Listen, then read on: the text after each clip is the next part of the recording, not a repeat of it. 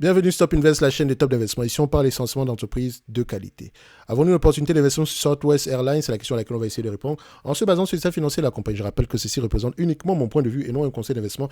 Et comme d'habitude, je me réserve le droit de me tromper. Donc, vous avez devant vous l'une des meilleures entreprises dans le secteur d'activité. dans ce secteur d'activité. Alors, le transport aérien, c'est l'un des secteurs les plus compliqués. OK? C'est un business à capital intensif sur lequel les entités sont généralement des price takers, donc elles subissent le prix, et sur lequel pour vraiment avoir un avantage concurrentiel, il faut pas faire les choses de la même façon que tout le monde. Et généralement, ce sont les low cost qui gagnent beaucoup d'argent parce qu'elles sont laser focus sur les coûts d'exploitation. En fait, en réalité, ce business, vous n'avez pas le choix que de baisser continuellement vos coûts d'exploitation. Alors, ça peut être ici, juste le fait de voler un même type d'avion ici, ça vous permet ici de pouvoir réduire les frais de maintenance, enfin, de pouvoir à peu près rendre efficiente ici la maintenance, passer moins de temps ici en formation des pilotes, ok? On peut voler le même type d'avion ici, donc au lieu d'acheter 5 Boeing 737, je sais pas moi, 3 A380 ou je sais pas quoi, vous pourrez acheter peut-être ici 20 A380. D'accord? Et uniquement voler le même type de flotte. Ça vous permet déjà de réduire les frais de maintenance, de réduire les frais de formation. OK? C'est une bonne chose. En plus, le fait de faire voler le plus possible vos avions, c'est également une bonne chose.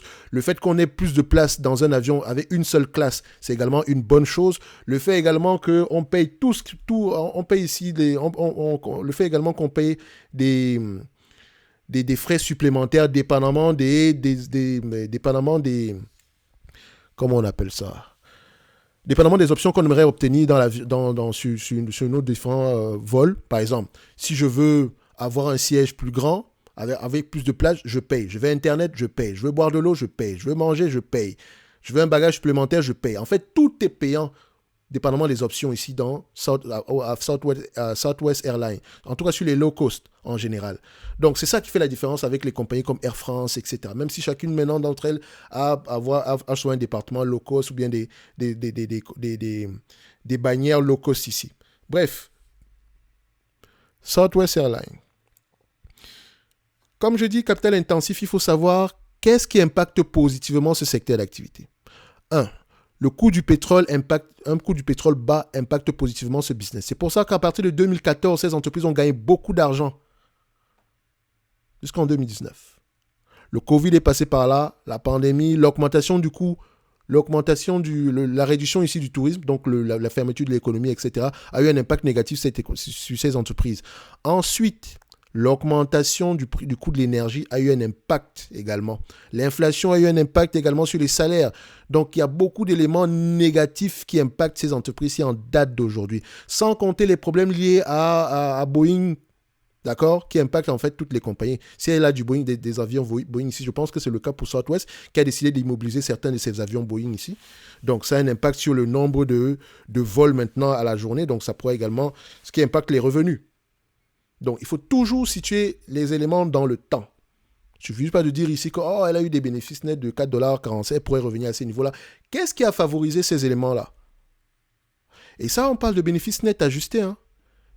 Et si je parle de free cash flow, je vous ai dit que c'est un business à capital intensif. La raison pour laquelle Southwest Airlines fait partie des meilleurs, c'est parce que cette compagnie a tendance à ne pas payer d'argent.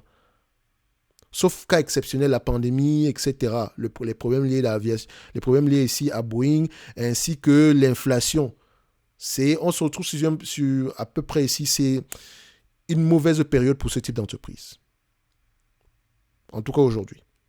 Contrairement à Air France ou Ryanair qui gagnent beaucoup d'argent. En tout cas, si je veux donc évaluer du Southwest Airlines, ok, le revenu ne va pas beaucoup m'aider, sauf si je fais de la guesstimation. Ici, vous pouvez voir qu'en termes de free cash flow, on ne s'attend pas à grand-chose. Le dividende, on va le couper, si on ne l'a pas déjà fait.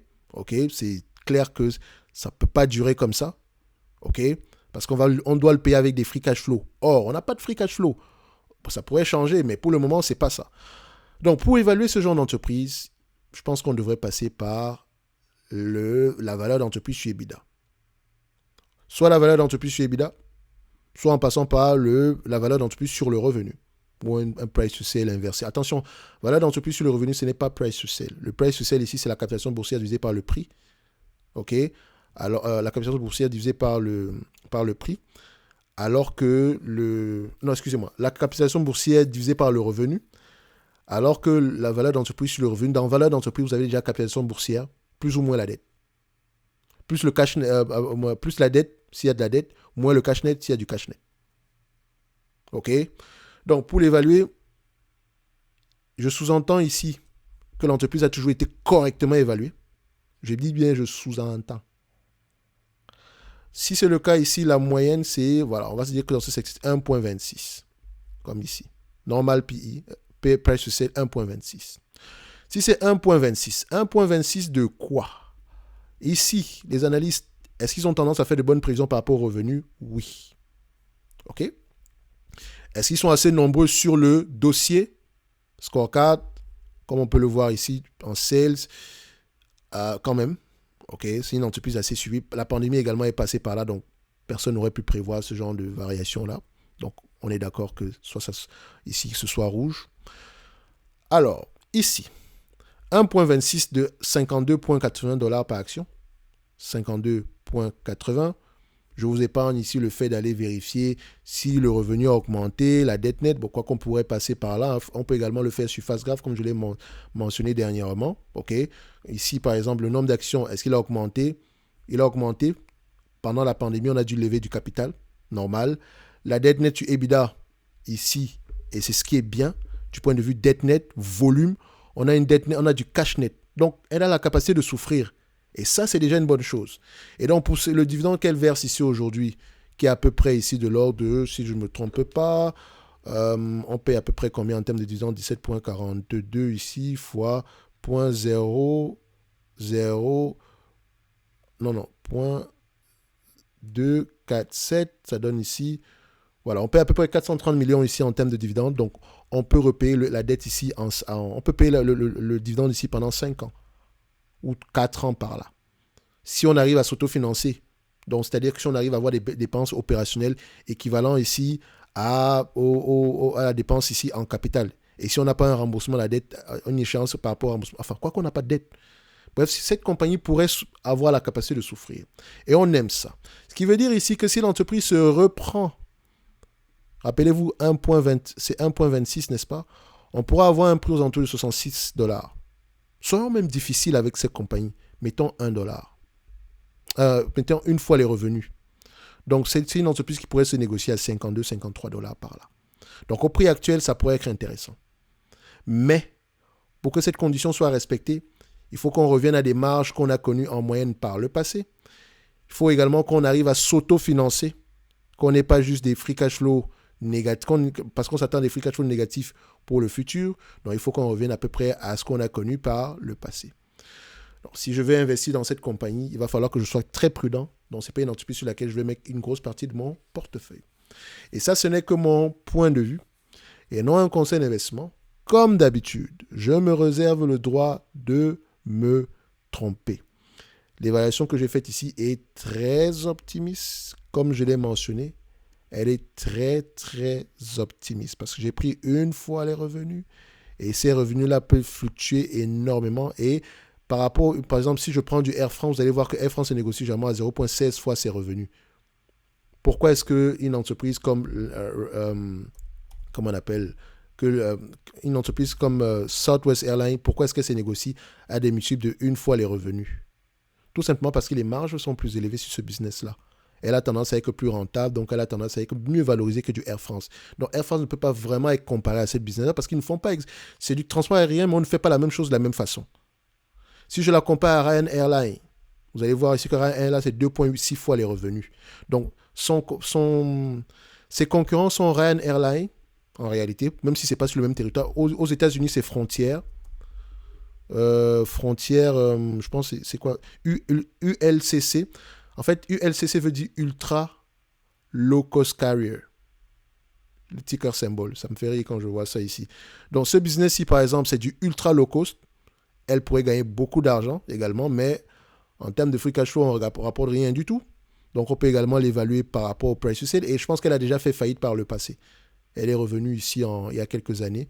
Mais je pense que Frontier avait d'abord fait faillite précédemment. Faire faillite, ça ne veut pas dire, on cesse ses activités. Hein.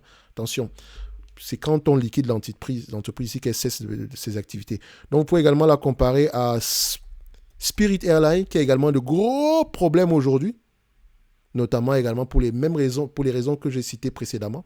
Mais elle est même très endettée. D'accord?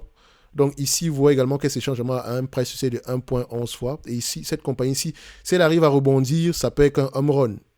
Parce qu'actuellement, c'est 5 dollars à l'action, donc c'est extrêmement spéculatif. Pour que cette compagnie-ci puisse survivre, il faut absolument qu'elle dégage des free cash flow. Or, ce n'est pas le cas. Il y a de grandes chances que ce ne soit pas le cas pour les mois à venir. Donc, la pérennité de cette entreprise est engagée. Alors qu'elle devait se faire acheter, je pense, aux alentours ici, des 40 dollars ici. Mais l'achat en question, je pense, c'est Alaska Airlines je pense qu'ils ont retiré leur offre parce que voilà, l'organe de régulation ici n'a pas accepté pour concurrence déloyale, entre parenthèses. Donc, vous pouvez également peut-être la comparer à celle-ci qui s'est négociée à 0,421. Donc, si je suis même très conservateur, comparons-la à Alaska Airlines et qu'on la prend ici si on la prend ici à 0,81 fois les revenus attendus, ok, ça fait 53, enfin 52, ne paie pas 0,81, j'arrondis. On s'attendra à du 41 dollars l'action, 42 dollars par là. Donc, ça montre encore que cette compagnie peut être quantitativement sous-évaluée, mais ça dépend si elle arrive à dégager des free cash flow. En tout cas, ce n'est que mon point de vue et non un conseil d'investissement. Comme d'habitude, je me réserve le droit de me tromper. C'est un business très difficile. Quand vous investissez sur les compagnies aériennes, il faut attacher vos ceintures. Excusez-moi du jeu de mots, attachez vos ceintures parce que ça peut être très, très volatile. En tout cas, on va mettre ça ici dans le package ici de la spéculation. Ça peut très bien fonctionner comme investissement. Et Southwest Airlines, c'est une très belle entreprise dans ce domaine d'activité, malheureusement. Donc, n'oubliez pas, vous avez la possibilité d'obtenir 25% de réduction sur Fastgraph en passant par le code, le lien d'affilié qui est en description de cette vidéo aussi, et en appliquant le code qui vient avec. N'oubliez pas, il y a un code qui vient avec. Ok, si ça vous intéresse, vous avez le lien ici et ça vous permet également de soutenir la chaîne. Et je pense qu'avec cet outil, ça vous permet également ici de faire vos analyses quantitatives très rapidement. Et c'est assez visuel. Quand je regarde ceci, je sais déjà que ça ne va pas beaucoup m'intéresser comme business. Mais si je vous prends ce business-ci, même si vous ne connaissez pas l'entreprise, vous allez vous dire, oh waouh, qu'est-ce qui se passe? C'est ça qu'on aime comme entreprise. Si je vous prends cette entreprise, juste visuellement, on ne va même pas sur autre chose. Ça, vous allez me dire, oh waouh, qu'est-ce qui se passe? Si je vous prends ce business-ci, qu'est-ce que vous allez me dire? Non, mais prenons ça, MDP. Vous allez me dire quoi? Quand on va regarder ce business-ci, ça sera également, oh waouh, magnifique. Si je vous prends ce business-ci, même si vous connaissez Oracle, vous allez faire, oh waouh, magnifique. C'est visuel avant tout. Ok? C'est visuel avant tout. Pourtant, si je vous prends ce business-ci, vous allez me dire, oh Berk, même si elle gagne de l'argent en date d'aujourd'hui, et elle gagne de l'argent en date d'aujourd'hui, pourquoi? Et surtout qu'il n'y a pas de free cash flow, n'oubliez pas. Parce que ce sont les free cash flow qui comptent, ce n'est pas juste les bénéfices nets. Bref, je m'arrête là. Merci.